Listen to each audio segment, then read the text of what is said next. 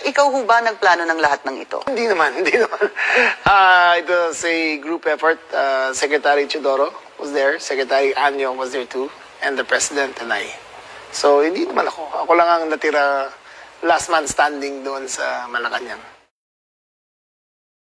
Nagsalita po ang ating mahal na Secretary John Vic na ang nagplano po rito, o yung pagkaintindi namin, ang nagplano ay kayo. I would like Secretary to Anyo, Secretary Gibo Teodoro, at ang pinangalan, ang Chief PNP, General Marbil. Parang apat yung pinangalanan sa isang interview ng ating Secretary ng DILG. Can I answer that, ma'am? Yes, please. You're recognized. The question was, who planned this? I did not state in any way who planned it. The meeting was of executive privilege. It is a conversation between the President and the ones I mentioned. There were... So what exactly did you say? Ano sinabi po ninyo? They Ang asked me- pagkaintindi namin, itong apat na pinangalanan, ang siyang nagplano. Ma'am, we're already invoking namin. executive privilege in this matter.